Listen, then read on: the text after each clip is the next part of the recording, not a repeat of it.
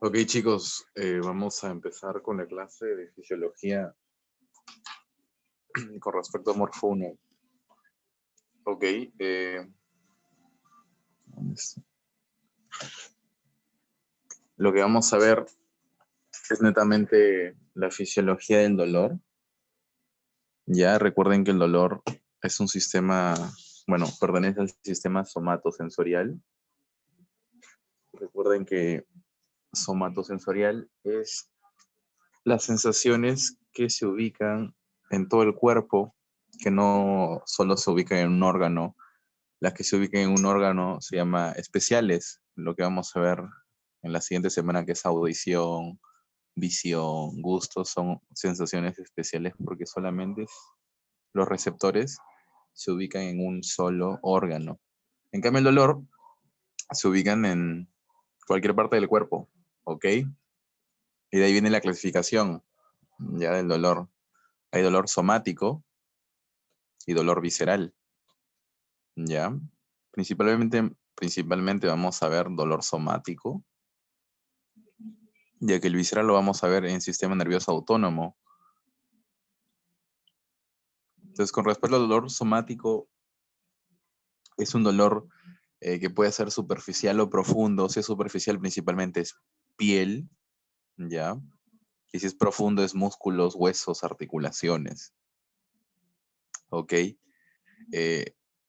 Luego, el visceral netamente es inervación de vísceras por el sistema nervioso autónomo, principalmente el simpático, ¿ya? Entonces, recuerden, dolor somático, dolor visceral. El somático es mucho más localizado, específico, es otra característica importante, ¿ya? Localizado. En cambio, el visceral es difuso, ¿ya? No es localizado, es otros puntos importantes que deben de saber. También el dolor se puede clasificar en agudo, en crónico, ¿ya? El dolor agudo es mucho más inflamatorio, mucho más infeccioso. El crónico tiende a ser por causas más neoplásicas. Eh, el agudo es, como dice es la clasificación por el tiempo, ¿no? Duración corta, ¿ya? El crónico es más de 3 meses el dolor, netamente. Sí, persistente, más de 3 meses. Se debe principalmente a dolores de tipo neuropático. Ok, los dolores de tipo neuropático es cuando existe alguna lesión en los nervios periféricos, principalmente, o en el mismo sistema nervioso central, algún trauma.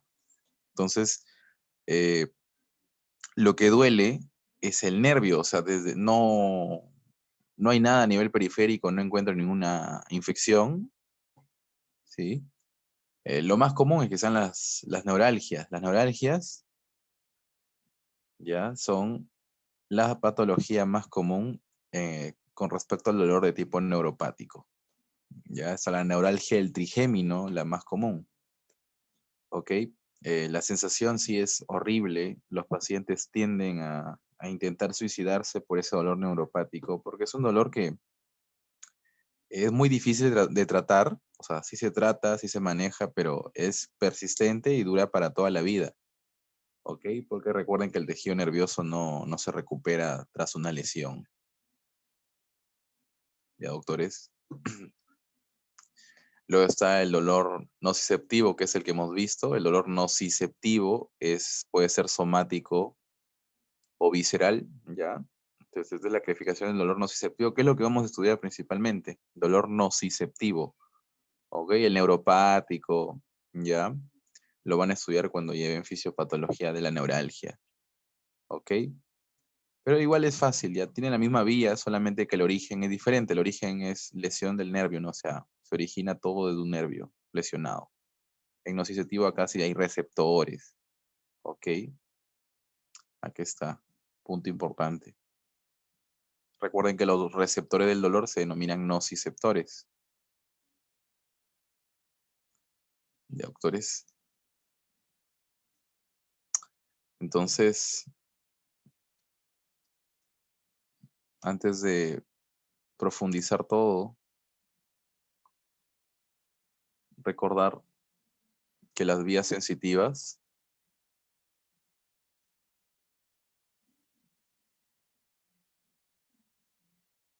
tiene 3 neuronas, ¿ok? Siempre existe un receptor, existe un estímulo que activa al receptor. Este receptor está inervado, ¿ok? O puede estar desnudo y ser mismo el axón el que sea receptor, ¿ya? Entonces acá colocamos que el mismo axón es el receptor y existen estímulos que también estimulan a las terminaciones nerviosas que están libres o desnudas, ¿ok? Entonces puede que la primera neurona del sistema ascendente o sensitivo inerva a un receptor o esté totalmente desnudo, sin receptor, y ella misma sea el receptor, ¿no? ¿Ok? Como sucede en el dolor, ¿ya? Entonces existe una primera neurona que es un tipo de neurona de manera histológica muy reconocible,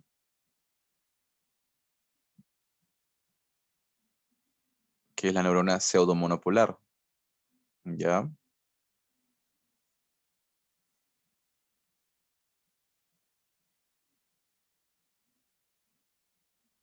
Ok, recuerden, la neurona pseudomonopolar es la primera neurona del sistema sensitivo, somático, ¿sí? Somático, ¿ya? Esa ingresa a la médula espinal,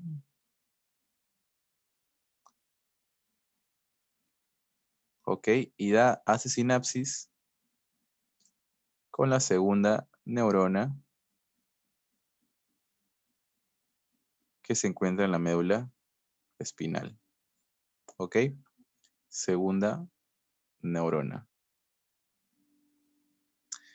Esta segunda neurona vamos a poner puntos suspensivos porque su axón es muy largo y llega hasta el tálamo, o sea, llega hasta el cerebro, desde la médula espinal, ¿ok? Llega hasta el cerebro, principalmente una parte del cerebro que se conoce como diencéfalo, donde ahí se encuentra el tálamo. Y ahí es donde se encuentra la tercera neurona, ¿ya? Una neurona talámica, tercera neurona. ¿Ok? La tercera neurona luego vaya a hacer conexión con las neuronas que se encuentran en la corteza, sustancia gris del cerebro. ¿Ok? Entonces, esta es la corteza cerebral. ¿Ya? Entonces recuerden que la tercera neurona es donde se encuentra en el tálamo. Esta se encuentra en la médula espinal, ¿sí? Y esta se encuentra en el ganglio raquídeo. ¿Ok? Entonces ahí están las ubicaciones, es una vía sensitiva. ¿Ya, doctores? Y eso es lo que vamos a ver. Lo primero que vamos a ver en dolor es que cómo se transduce, como un estímulo, ¿sí? Un estímulo que puede ser mecánico, ¿ya? Que puede ser químico, que puede ser térmico, ¿ya? O puede ser netamente doloroso, que se conoce como nociceptivo, ¿ya? Genere, ¿sí? Genere potencial de acción.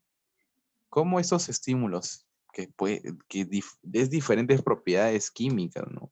Físicas, generen electricidad? ¿Ya? Eso lo vamos a ver gracias a un proceso que no sé si se nota, lo va a hacer más claro, que se llama transducción, ¿ok? Trans, ya acuérdense la palabra trans, un estímulo se va a convertir en un estímulo que es el potencial de acción, ¿ok? Transducción de un estímulo, lo convierto a eléctrico. Eso es lo primero que vamos a ver, la traducción de los estímulos hacia un potencial de acción. ¿Ya? Primer paso. Lo segundo que vamos a ver es cómo se transmite el dolor. Transmisión, no ducción. La transmisión, la primera que vamos a ver es la periférica.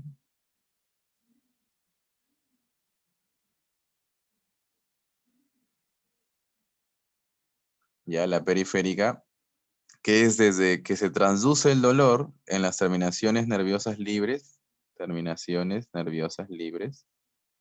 ya, o en el receptor, pero en el dolor es terminaciones nerviosas libres, recuerden ya, hasta que llega a la médula espinal, esa es la periférica, ¿sí? Hasta que hace sinapsis, la primera sinapsis, como ven aquí, la primera sinapsis es entre la primera neurona y la segunda neurona. Esa es transmisión periférica, hasta la primera sinapsis, ¿no? Netamente hasta la médula espinal, hasta el ingreso de esta estructura. Luego viene la central. La transmisión central es netamente todo el sistema nervioso central, ¿no? Desde la primera sinapsis hasta que llega a la corteza. Qué vías lo forman, etcétera. ¿Ok? ¿Ya? Recuerden que esta vía que se forma desde aquí, punto rojo, hasta aquí, se conoce como la vía espinotalámica. ¿Ya? Vía espino, ¿hacia dónde? Hacia el tálamo, talámica. Luego que vemos transmisión, vamos a ver algunas teorías, ya de cómo se controla el olor. Hay una que se llama teoría de la compuerta. ¿Ok? Tercero, vamos a ver cómo funciona la corteza. ¿Ya? Cómo lo capta, cómo lo ubica. Sí, es importante, más que todo estructuras superiores a la vía espinotalámica. El punto 4, para terminar, es cómo se modula. Modulación central, más que todo, ¿ya? Central. O sea, nuestro propio cuerpo ha evolucionado a que él mismo pueda controlar e inhibir las vías dolorosas. Eso se conoce como modulación central. Y es un sistema descendente. ¿Ok? Desciende del cerebro hacia la médula. ¿Ya? Sistema de descendente. En cambio, la vía espinotalámica asciende, vía ascendente. ¿Ok? Ese es un resumen. Entonces vamos a ver primero transducción. Recuerden que es traducción, estímulos de cualquier propiedad que no sea eléctrica se convierten en un estímulo eléctrico, o sea, un potencial de acción que se va a transmitir desde esta puntita hasta la primera sinapsis. ¿Ok? Entonces, comencemos.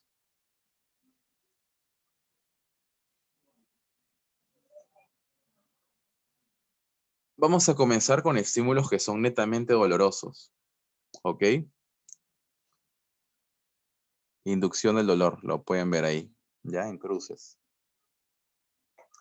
Recordar. Entonces, puntos importantes que deben de saber es que la bradicinina, ¿sí? La bradicinina es el inductor máximo a nivel periférico para el dolor, ¿ok? Entonces, un punto común para que todos entiendan, ¿sí? Es que un estímulo, ¿ok? Más que todo estos mediadores inflamatorios, porque el dolor, recuerden que el dolor es un signo, es un síntoma inflamatorio, ¿sí? Si yo tengo algún proceso inflamatorio, no me golpeo, me quemo, me infecta alguna bacteria, que voy a tener dolor, ¿ya? Entonces, cuando hay un daño del tejido, se va a estimular las células inmunitarias, ¿sí? Las celulitas dañadas van a liberar sustancias nociceptivas y al final todo eso que ven aquí, bradicinina, histamina, prostaglandina, serotonina, ATP, adenosina, lo pueden ver aquí. ¿Ok? Son sustancias dolorosas, en otras palabras. ¿Ok? Entonces, cada una va a tener su receptor. La histamina, receptor H1, la prostaglandina, receptor EP, la serotonina, su receptor, el ATP, su receptor, adenosina, receptor, ¿sí? Bradesina, B2, B1, ese receptor acá también está, ¿ok?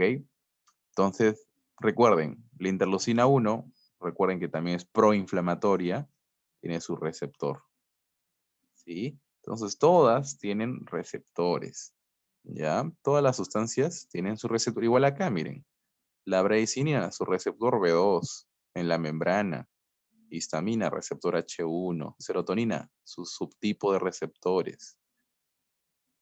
No se graben los receptores, ya porque ya es un tema mucho más a profundidad, muy molecular, y eso no pide morfono. Yo quiero que sepan cómo, nada más en general, cómo se traduce los estímulos dolorosos para que tengan una idea, ¿no? De cuando se golpean, ya piensan, ok, ese estímulo mecánico, ¿sí? Mecánico, físico, el golpe, tiene su receptor, ¿ok?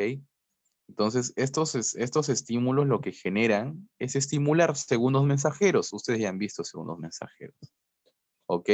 Y existen al final de los dos segundos mensajeros proteínas quinasas, ¿ok? Si es que no se acuerdan y no estudiaron bien, bueno, mejor dicho, no se acuerdan, ¿ya? Fisiología de segundo, cada receptor de membrana, ¿sí? Bueno, no todos, ¿no? La mayoría de receptores de membrana están acoplados con una proteína G en la membrana, ¿no? Aquí están los fosfolípidos. ¿Ok? Entonces, estos receptores de membrana están acoplados a una proteína G. Entonces, la proteína G principalmente son de tres tipos. La G de tipo S, la G de tipo I y la GQ. ¿Ok? La GS estimula, la S de stimulate y la I de inhibir. ¿Qué inhibe y qué estimula la GS y la GI? Una enzima que también se encuentra en la membrana que se llama adenil ciclasa. ¿Ok? La GS lo estimula, la GI lo inhibe. ¿Qué hace la adenil ciclasa? Le transforma la MP, la TP, perdón, en MP cíclico. ¿Ok? Genera MP cíclico, segundo mensajero importante. ¿Sí? Genera MP cíclico. El MP cíclico no es el que actúa, sino que este MP cíclico estimula o sirve para estimular una proteína quinasa de tipo A. ¿Ok? Traducción. Proteína quinasa de tipo A. ¿Sí? Recuerden esas siglas. ¿Qué hace la proteína quinasa? Hace un montón de funciones. Activa enzimas, sintetiza proteínas, abre canales. ¿Ok? Acuérdense que abre canales. ¿Ya? Y eso es lo que quiero que sepan con respecto a dolor. Apertura, canales. Luego viene GQ. ¿Qué es lo que hace GQ? Lo que hace GQ es activarme una enzima que se llama fosfolipasa de tipo C. Esta fosfolipasa de tipo C lo que hace es agarrarme fosfolípidos, fosfo, de la membrana y transformarlo en dos sustancias importantes. El inositol trifosfato y el diacilglicerol. ¿Ok? Inositol trifosfato y diacilglicerol. Los dos son segundos mensajeros. ¿Ya? Acordarse. El DAG es el que principalmente estimula la proteína quinasa de tipo C, que tiene la misma función que la proteína quinasa de tipo A. Una de esas, aperturar canales iónicos, de sodio, calcio, ¿ok? Principalmente eso. Ya luego el IP3 o inositol trifosfato lo que hace, recuerden, ¿no? En el retículo endoplasmático liso es bombear o aumentar la salida de calcio. ¿Sí? Entonces, resumen de las segundos mensajeros. ¿Ya? Esto de acá me lo aprendí en segundo ciclo bien y lo repetí toda mi carrera y hasta ahorita me sigo acordando. Recuerden que esto es importantísimo para Morfo 1 porque lo van a ver en todos los temas. Sí, porque todos los temas tienen que ver receptores. Entonces, tómale foto, no sé, apúntenlo, grábenselo, practíquenlo, porque es fácil. Un receptor va a tener GS, ya sabes, la misma cadena. Tiene otro receptor, tiene GS, la misma cadena. ¿Sí? Solamente hay que saber qué receptores tienen GS, GI, GQ, ¿ya? Y se repite la misma cadena, ¿ok? Es un copy-pega en otras palabras, ¿ya? Entonces ya saben qué es PC y PK. Entonces todos los receptores, como pueden ver, al final acaban haciendo o activando proteínas quinasas. ¿Qué hacían esas proteínas quinasas? Van a aperturar, van a activar canales de sodio. ¿Ok? Un canal de sodio se llama TTXR, que es el más famoso dentro de los nociceptores. No importa el nombre, ya, solamente acuérdense que es un canal iónico de sodio. ¿Sí? Que las proteínas quinasas lo activan y empiezan a ingresar sodio, ingresa sodio. ¿Qué hace el sodio, doctores? En una neurona, el ingreso de sodio que genera despolarización y se produce el potencial de acción. ¿Ok? Se produce el potencial de acción. ¿Ya, doctores?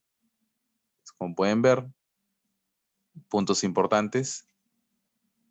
Esto es netamente fisiología pura. ¿Ya? Entonces acuérdense, receptores, estímulos, el receptor segundos mensajeros, proteínas quinasas, y lo que genera para que se transforme este estímulo en un estímulo eléctrico, apertura de canales de sodio. ¿Sí? Entonces recuerden. Luego también tenemos una clasificación de nociceptores, ¿ya? Los nociceptores que solamente reciben o responden, mejor dicho, o tienen solamente receptores para estímulos nociceptivos se llaman unimodales. En cambio, los receptores que tienen para estímulos nociceptivos químicos y mecánicos se llaman polimodales. Nada más. ¿Ok? Entonces, acá igual, proteínas quinasas que estimulan, que aperturan canales de sodio. Ingresa el sodio. ¿Sí? Ingresa el sodio por la apertura de canales. ¿Ya, doctores? Acuérdense. Entonces, el sodio lo que hace es despolarizar. ¿Ya? Aquí están los receptores. Acá estamos en piel, receptores. Tenemos, hay receptores sensibles al calor, a protones, ¿sí? A braquiquinina, interleucinas, a prostaglandinas, histaminas, ¿sí? Como esta de acá se llama un receptor polimodal, ¿no? Porque está para temperatura, mecánico, químico, nociceptivo. ¿Ok? Recuerden. Entonces, luego de eso, de esa transducción, ya recuerden que se transformó el estímulo en potencial de acción, ¿no? O sea, en esto. Sí, en esto. Viene la transmisión periférica, pues. La transmisión periférica, ya vamos a tener canales que se van a abrir y cerrar, ¿no? Recuerden que en la despolarización ingresa sodio, en la repolarización sale potasio. ¿Ok? Entonces, un punto importante, ¿ya? Punto importante. Otro punto importante es que el potencial de membrana en reposo se hace positivo. ¿Lo pueden ver? ¿Se acerca a dónde? Al umbral de activación, ¿ya? Es un punto importantísimo. En el dolor, el potencial de reposo se eleva. ¿sí? En las, obviamente, terminaciones nerviosas que están estimuladas. Entonces, ¿eso qué significa?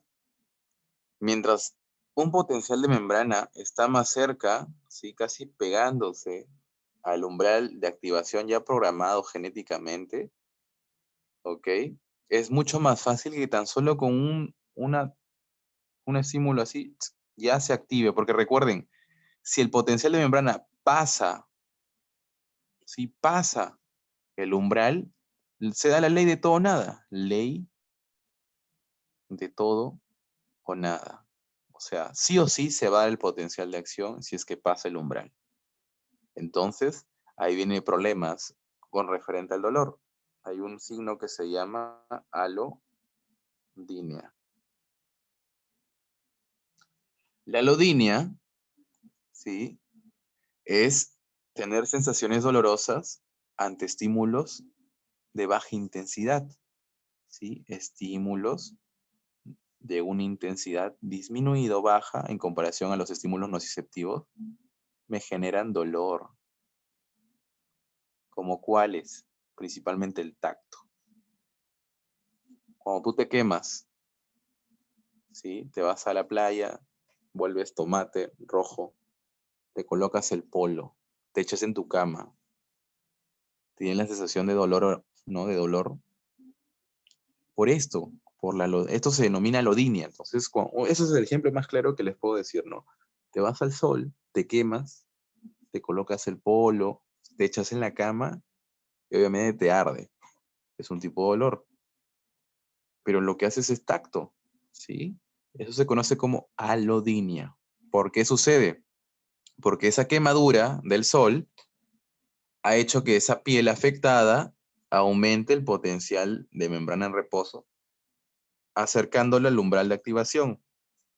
Entonces, un estímulo táctil que tan solo te hace así, ya como pueden ver ahí, así nomás, y al toque hace dolor, alodinia, ¿ok? En cambio, un estímulo doloroso necesita mucho más intensidad, ¿ok? Igual sucede con el dolor. Va a haber hiperalgesia. O sea, estímulos dolorosos generan mucho más dolor de lo que generaban. O sea, un peñiscón, sí, un golpe dolía, ¿no? Pero acá, en esos receptores que están totalmente con el potencial de membrana ya casi pegándose al umbral, un dolor intenso, un estímulo doloroso, en otras palabras, genera mucho más dolor. En cambio, la alodinia es cuando estímulos de baja intensidad como el tacto generan dolor. Entonces tenemos esos dos síntomas, alodinia e hiperalgesia. ¿Ok? Alodinia es con estímulos táctiles, perdón, hiperalgesia con estímulos dolorosos. O sea, un estímulo doloroso genera mucho más dolor de lo que generaba antes sin que haya esa sensibilización. Esa es la palabra, ¿ok? Cuando el potencial de membrana se acerca al umbral de activación, se conoce como sensibilización, ¿ok? Mi receptor se vuelve sensible, le afecta todo, ¿ya? Se vuelve de cristal. Luego tenemos la transmisión periférica, hay que conocer las fibras, ¿ok? Los tipos de fibras. Las dos fibras que me desarrollan o me llevan dolor, acá están, ¿no? ¿Qué me lleva? Dolor, ¿ya? ¿Qué me lleva? Dolor. Son la fibra A delta y la fibra tipo C. A nivel fisiológico, a nivel numérico, la delta es la tipo 3 y la C es la tipo 4. ¿Sí? La fibra tipo 3, ya sabes, es la delta, ¿no? Entonces, los libros te pueden confundir. Yo me acuerdo que me confundí en Morfo 1, ¿ya? Pero es lo mismo, o sea, son diferentes clasificaciones, pero es la misma fibra, ¿sí? La delta es mucho más histológica, la de los grupos es mucho más fisiológica, ¿ok? Recordar, ¿ya? Entonces, aquí están todas las fibras, pero yo quiero que sepan nada más la del olor, ¿sí? Las del dolor. Además, las A delta, como son mielínicas, es otra clasificación histológica, todas las de aquí, menos la C, tienen mielina, ¿sí? Vaina de mielina. Recuerden la vaina de mielina. ¿Quién lo da? La célula de Schwann. ¿Sí? La célula de Schwann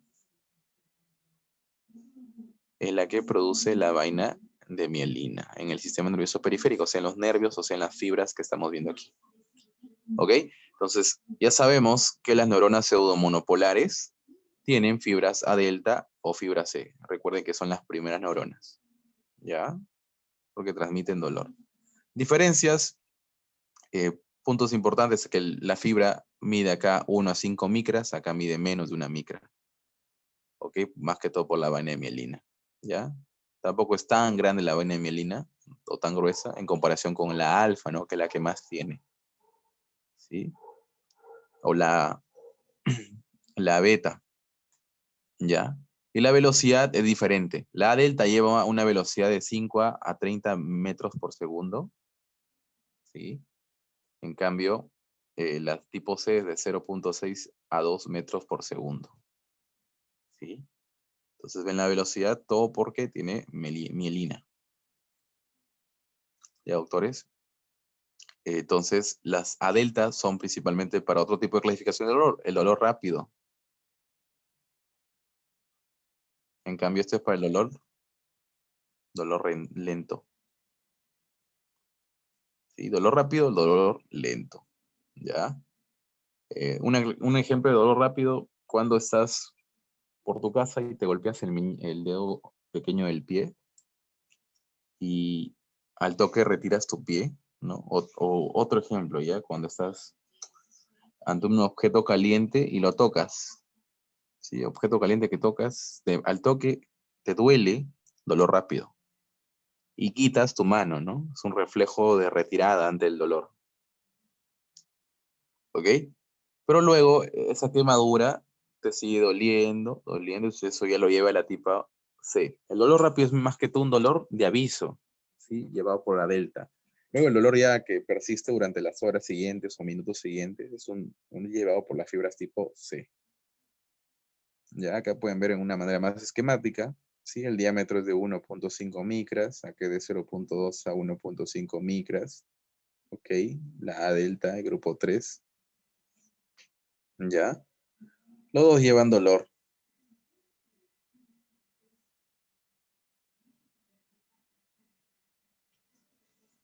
Acuérdense. Luego regresamos para que sepan que láminas, algunos no se acuerdan. Las láminas, ¿sí? Es cuando ya hablamos de sustancia gris de la médula espinal.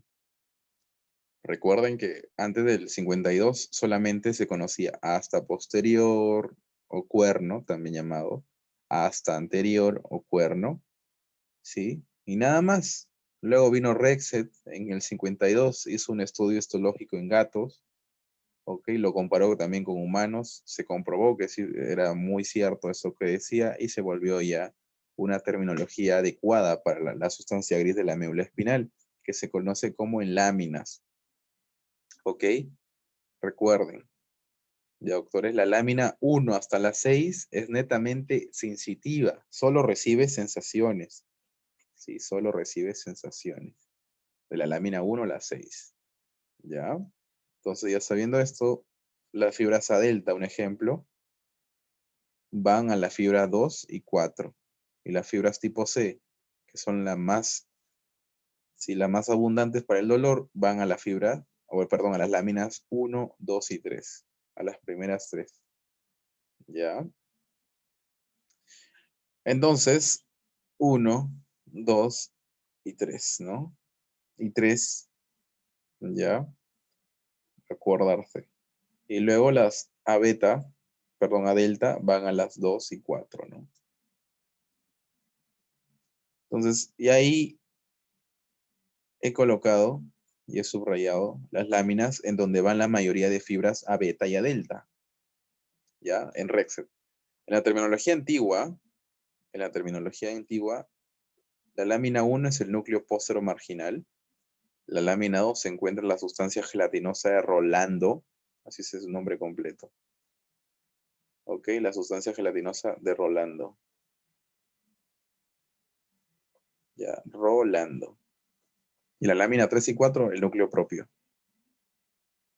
Ok, doctores. Entonces, recuerden esos tres estructuras muy importantes en la asta posterior. Ok. Luego vamos con las neuronas, segundas neuronas. ¿Sí? ¿Qué tipo de segundas neuronas existen? Dos, segunda neurona. Hay segundas neuronas que son específicamente para el dolor, hay otras que son mecanorreceptoras, ¿sí? Y hay otras que son de amplio rango dinámico. ¿Ok? Las nociceptoras específicas, lámina 1 y 2. En el núcleo póstero marginal y sustancia gelatinosa se encuentran las que son netamente nociceptivas, solo aceptan estímulos dolorosos, ¿ok? O señales dolorosas. Las que solo aceptan señales mecánicas, ¿sí? Se encuentran en la lámina 6 y 7. ¿Ok? 6 y 7. ¿Ya? 6 y 7. Y la que acepta de todo, o sea, estímulos mecánicos, estímulos del dolor, o sea, se conocen como la de amplio rango dinámico, son las láminas 4 y 5. Ahí se encuentran esas neuronas. ¿Ok? Entonces, más que todo, son puntos importantes que han descubierto actualmente. Entonces, en esta parte del asta posterior, ¿sí? Va a haber la teoría de la compuerta, ¿ya? Creada por Melzack y Wall. ¿Qué es la teoría de la compuerta? La teoría de la compuerta, ¿sí? Es un ejemplo. Nunca se han preguntado de cuando te golpeas, ¿por qué sanarte en ese golpe o esa sana colita de rana, ¿no? Genera menor dolor. Eso lo explicó Melzack igual por la teoría de la compuerta. O sea que estímulos táctiles pueden disminuir o inhibir la transmisión central del dolor. ¿Ok? ¿Cómo pasa eso? ¿Cómo funciona, no? Fisiología. Vamos primero acá en este esquemita que hice hace años. Como pueden ver, tenemos fibra C, A delta que llevan dolor y fibras A beta, recuerden las A beta que llevan puro estímulo mecánico. Ahí lo pueden ver. A beta, estímulo mecánico, ¿no? Tacto, si es lo que me importa a mí, y la presión. ¿Ok? Presión y tacto, A beta. Ustedes ya saben, las A beta acá llevan tacto y presión. Las C A delta llevan dolor y temperatura. ¿Sí? En la lámina 2 es donde se encuentran la mayor número de interneuronas inhibitorias. ¿Sí? Esta que es una interneurona inhibitoria. ¿Ya? Interneurona inhibitoria. ¿Ok? ¿Qué inhibe? ¿Qué inhibe? Principalmente neuronas que se encuentran en la lámina 5. Pero también acá otros libros te dicen láminas desde la 4 hasta la 7. ¿Ok? En promedio, de mayor promedio, la lámina 5 de Rexer. ¿Ok? Entonces, en la lámina 2, ¿quién se encuentra? La interneurona inhibitoria. ¿Ya? Entonces, ven positivo, negativo. Las fibras de diámetro grande hacen referencia a las fibras A beta, ¿no? Recuerden, mayor diámetro, acá está comprobado. Ya, las A beta, ¿cuánto de diámetro tienen? 6,12 en comparación a las 1,5 o menos de 1 que tienen las fibras dolorosas. ¿Sí? Entonces, hace referencia a eso ya. Fibras de diámetro grande, A beta, y las fibras de diámetro pequeño, A delta, ¿sí? Y A delta, ya, y las hipo C. Entonces, ¿qué hacemos? En la lámina 2, interneurona inhibitoria. ¿Quién activa la interneurona inhibitoria? Las fibras A beta. ¿Quién las inhibe? Las fibras A delta y C. Si tú activas a la interneurona inhibitoria, lo que va a hacer es inhibir, ¿no? Su función. Si tú lo activas, inhibe. Aquí está, inhibe. ¿Ok? En cambio, si tú inhibes a la neurona que inhibe, se libera la celulita que estaba siendo inhibida y obviamente se estimula, ¿no? O deja de estar inhibida, ¿ya? Entonces recuerden. Esta de aquí, esta neurona que se encuentra en la lámina 1, ¿ya? En la lámina 4 hasta la 7, es la segunda neurona. ¿Sí? Segunda, no. Estas fibras son de la primera neurona. La interneurona inhibitoria no pertenece a la vía normal del dolor. Solamente es una interneurona que está por ahí, su axón es cortito, ¿ya? Y puede inhibir de manera más local. Entonces un paciente se golpea y el potencial de acción acá es rápido. Llega aquí, estimula a la segunda neurona, primera sinapsis, y se va el dolor hacia el fascículo espinotalámico. Y el paciente, su mamá le empieza a sobar, ¿no? Con la canción Sana, sana, colita de rana. ¿Ya? Empiezan a estimular las fibras de diámetro grande, o sea, las fibras A beta. Y lo que hace la fibra A beta es llevar potencial de acción que estimula aún más a la interneurona inhibitoria de la lámina 2, y la segunda neurona la duerme, la inhibe. ¿Sí? La inhibe siempre y cuando esté haciendo el estímulo táctil. ¿Ya? Entonces, así es como inhibimos a la segunda neurona. ¿Ok? Acá igual, miren. La fibra beta estimula la interneurona inhibitoria y la inhibitoria va inhibiendo. O sea, no inhibe totalmente, pues, ¿no? Pero sí lo calma. Ya disminuye la intensidad de cómo se va transmitiendo el dolor.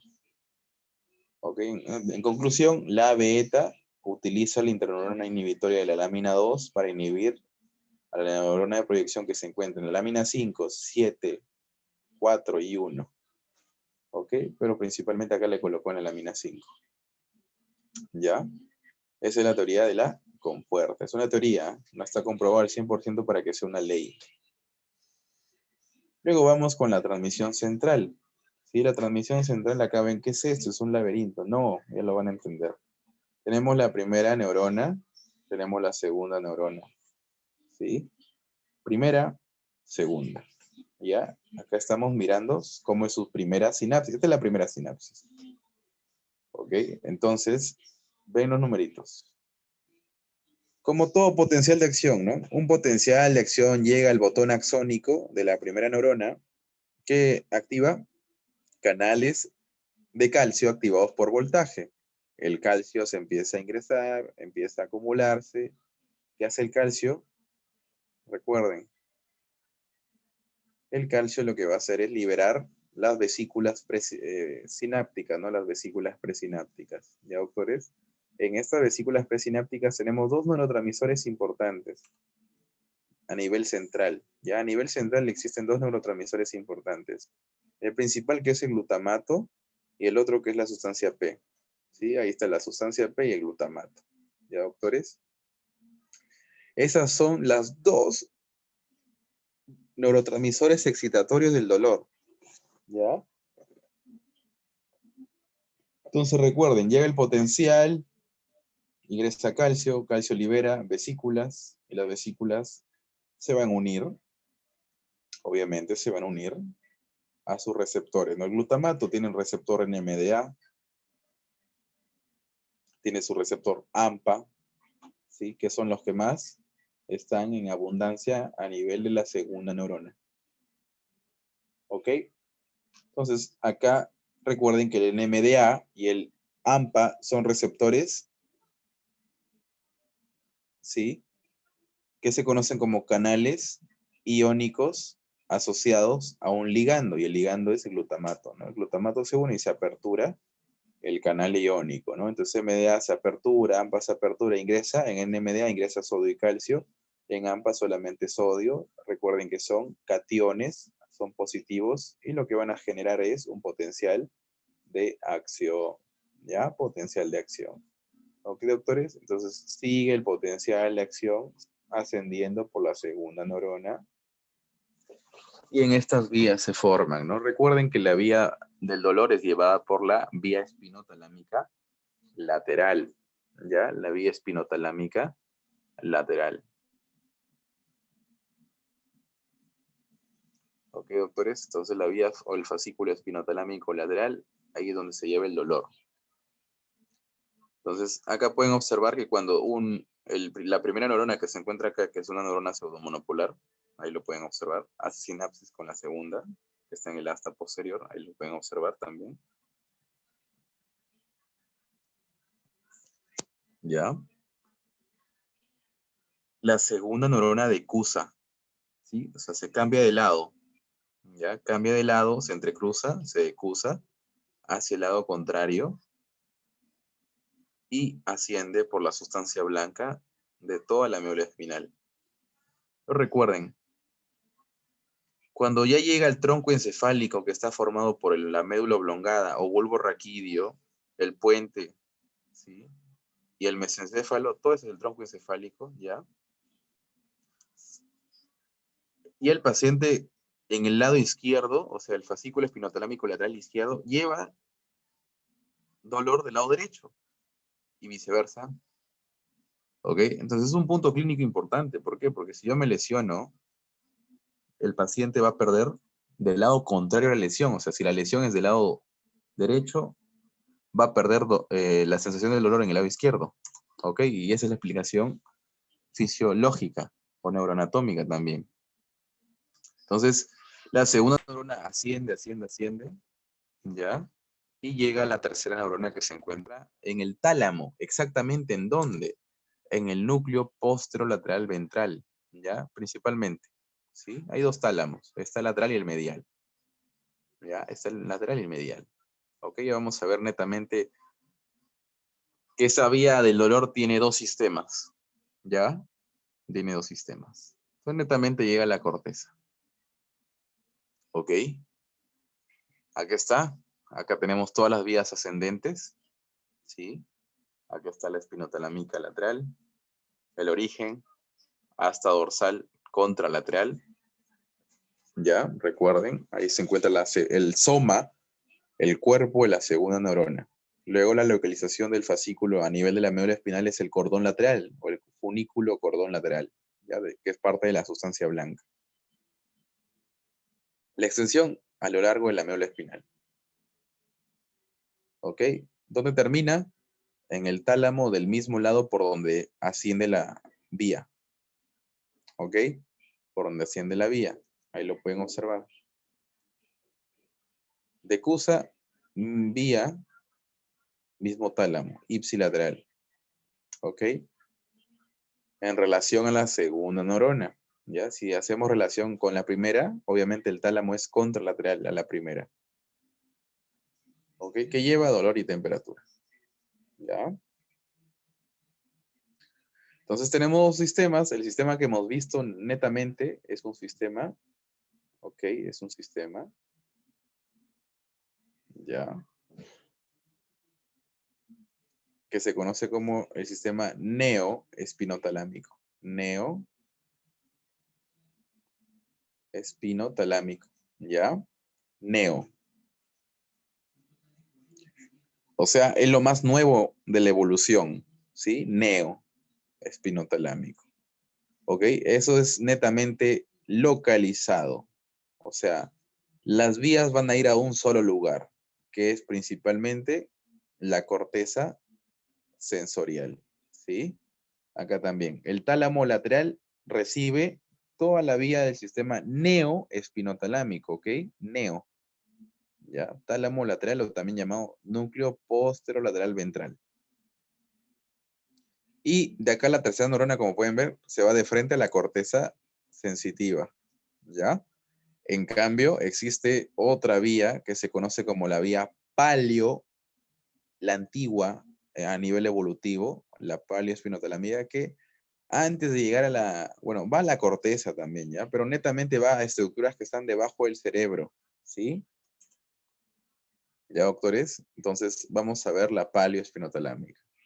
La paleoespinotalámica tenemos varias vías en el sistema paleo. Netamente está la vía del propio nombre que se llama la paleoespinotalámica lateral. ¿Dónde su fin cuál es? En el núcleo ventral posteromedial del tálamo. Recuerden que el aneo es el núcleo ventral posterolateral del tálamo. ¿Ya? Luego también tenemos el espino amigdalino, ¿sí? O sea, la vía espinotalámica sale axones hacia la amígdala. ¿Ok?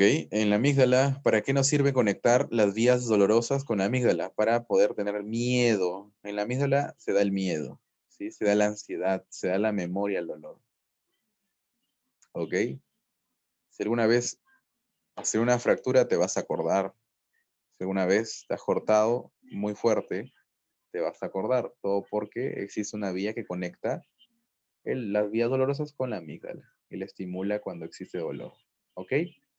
Pero también una vía con el hipotálamo. El hipotálamo ya es una estructura superior que puede manejar a nivel hormonal. Entonces la vía espinohipotalámica libera CRH. ¿Qué es la CRH? La CRH, ok, es una hormona, ya, es una hormona que estimula a la hipófisis para que ella también libere una hormona que se va a estimular a la corteza suprarrenal. ¿Ok? A la corteza suprarrenal. ¿Ya, doctores? Acordarse. Hipotálamo libera CRH. La CRH va a la hipófisis, libera ACTH, hormona adrenocorticotropina. Esta hormona lo que hace es estimular la liberación de cortisol. En el dolor existe liberación de cortisol. Ya saben el por qué, por la vía espinotalámica, hipotálamo, liberamos, ¿sí? Y al final el objetivo es liberar cortisol, porque el cortisol es un antiinflamatorio. Y si es que existe alguna inflamación, lo que hace el cortisol es desinflamar y así modular el dolor, hacerlo mucho menos intenso. ¿Ok? Menos intenso. Luego también tenemos una vía de espinotalámica, bueno, espino del dolor, ¿ya? Que se va hacia el mesencéfalo. ¿Para qué se va el mesencéfalo? Para estimular la vía de la modulación del dolor. La modulación del dolor, el sistema se conoce como el sistema descendente inhibitorio, ¿ok? Como el sistema descendente inhibitorio. Ya es la modulación central, su sistema se conoce como el sistema descendente inhibitorio. Luego tenemos la espino reticular, en donde, como pueden observar aquí, una parte de la vía se va a la formación reticular. ¿Cómo se llama esa? Espino reticular. Esta espino reticular ya va a la formación reticulada del bulbo raquídeo, ¿sí? Y lo que hace es activar el sistema retículo, al sistema activador retículo ascendente, ¿ya? ¿Qué será eso? Dirán.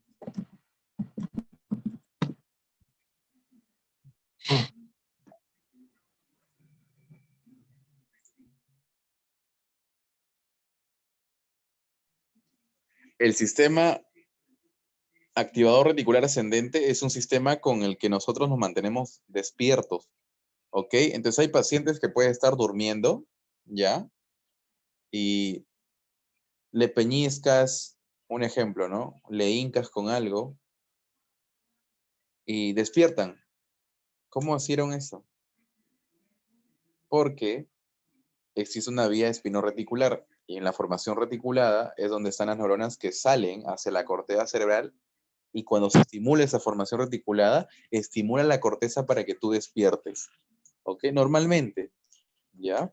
Entonces, con el dolor se puede despertar a un paciente siempre y cuando esté íntegro ese sistema, ¿no? Porque hay pacientes que están en coma y están totalmente destruido ese sistema activador reticular ascendente, que por más que le hagas dolor, no se despiertan, ¿ya? Es un punto importante. A nivel de las áreas corticales, tenemos la corteza primaria, que el punto importante es la localización del dolor. O sea, el paciente con los ojos cerrados, le empezamos a hincar la punta del dedo índice izquierdo y él me tiene que decir cuando le pregunte dónde le he tocado. Me va a decir, bueno, la punta del dedo índice izquierdo. ¿Eso qué quiere decir? Que tiene su vía completamente normal, ¿ya? Que localiza, que llega hasta la corteza cerebral en cuestión de milisegundos, ¿ok? Entonces, es el punto importante que en la corteza primaria es donde se localiza ya el dolor. ¿Ya, doctores? Luego, otros puntos importantes es la corteza singular anterior, que tiene el componente emocional, ¿sí? O sea, ¿por qué lloras? Ya sabes, pregúntale a tu corteza singular, ¿sí? Luego tenemos la corteza de la ínsula, de la corteza también sensorial secundaria que discrimina el dolor. Entonces, en otras palabras, el dolor no tiene solo una corteza, ¿no? Tiene diferentes cortezas, diferentes eh, terminaciones a nivel topográfico o a nivel anatómico, ¿no? Acá está un resumen, ya tenemos el neoespinotalámico, ¿ok? Acá está el neoespinotalámico, ya, sistema neoespinotalámico y el sistema paleoespinotalámico. En el neo, de frente, del asta dorsal, ¿sí? Va de frente hasta el tálamo lateral, ¿ya? Asta dorsal, tálamo lateral, ¿ok?